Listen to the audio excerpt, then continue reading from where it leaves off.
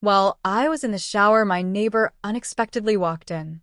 The water beat down in a steady stream, warm against my skin as the steam curled around the small bathroom. It was a rare moment of peace in my day, a chance to let the stress slip away and drown in the rhythm of the shower. My name is Emily Carter, and I had just moved into a quiet neighborhood in Denver 2 months earlier. The move had been part of a fresh start after a long and difficult breakup, and I was still adjusting to the new surroundings, the new faces, and the silence that came with living alone. My neighbor across the hall, Daniel Miller, was one of the first people I had met in the building.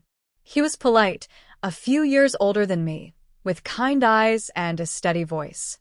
He helped me carry in some of my heavier boxes on moving day and had even fixed a stubborn door hinge for me one weekend. We weren't close friends, but I knew him well enough to smile when we crossed paths and to trust him if I needed help with something. That Saturday morning, I hadn't expected anything unusual. The apartment was quiet except for the low hum of the water pipes. My phone was charging in the bedroom, and I'd left the door slightly ajar since I lived alone and never thought twice about it. But then it happened, something so unexpected that the memory still makes my heart race. Over the sound of the water, I thought I heard my apartment door creak open.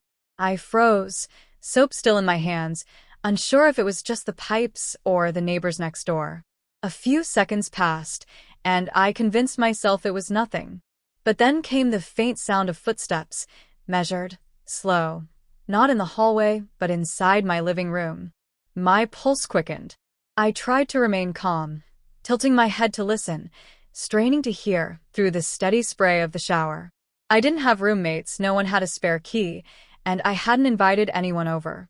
Panic pricked at my chest. Had I locked the door? I thought I had, but in my rush to grab groceries earlier, maybe I hadn't turned the deadbolt all the way. I turned off the water, leaving the sudden silence almost deafening. I pressed my ear to the shower door, my breath shallow. The footsteps drew closer, echoing faintly on the wooden floorboards of my hallway. My heart thudded so loudly, I was sure whoever it was could hear it too. Emily. A voice called softly. Relief washed through me, though it was tangled with confusion. It was Daniel, my neighbor. His voice was unmistakable. But why was he in my apartment? Daniel? I called back, my voice sharp, trying to mask the trembling in it. There was a pause. Then his voice again, closer this time. I'm sorry, I didn't mean to scare you. Your front door was wide open. I thought something might have happened. I gripped the towel from the rack and wrapped it tightly around myself, stepping cautiously out of the shower. You can't just walk into someone's apartment like that, I shouted, though part of me softened at the thought of him being genuinely worried. When I stepped out into the hallway, dripping water on the tiles, I saw him standing awkwardly near my front door. His hands were raised slightly, as though to show he meant no harm. His eyes flickered away the moment he saw me in the towel, his face turning a shade redder. I'm sorry, he said quickly. I knocked. I thought maybe you were in trouble. I swear I wasn't trying to intrude. I stood there, breathing hard, still caught between fear and relief. My mind raced with possibilities. What if it hadn't been him? What if it had been someone else with bad intentions? I tightened the towel around myself and finally managed to speak, my voice softer this time. You just scared me. That's all. He nodded, looking at the floor. I get it. I should have waited. But when I saw the door open, I thought the worst. It won't happen again. There was a sincerity in his tone that made it difficult to stay angry. Still, the tension in the air lingered like static, unspoken words hanging between us. I cleared my throat. Thank you for checking. But maybe next time, just knock louder or call me.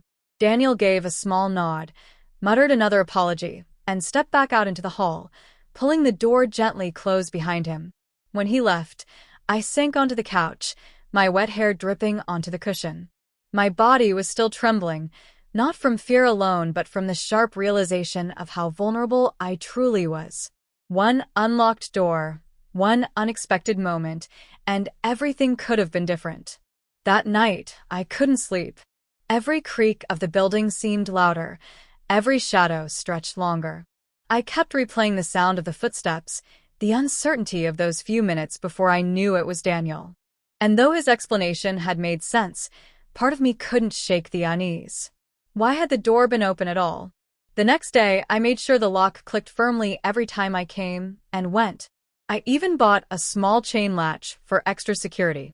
But the image of Daniel standing in my living room, awkward and apologetic, stayed with me. Over the following weeks, things between us shifted slightly. We still exchanged neighborly greetings, but there was an invisible weight in our interactions. He seemed hesitant, almost guilty, as though he feared I hadn't forgiven him. And in truth, I wasn't sure if I had. Yet something else stirred beneath that unease. A question I couldn't quite silence. Had Daniel really only come in out of concern, or had there been another reason he stepped through my open door that morning?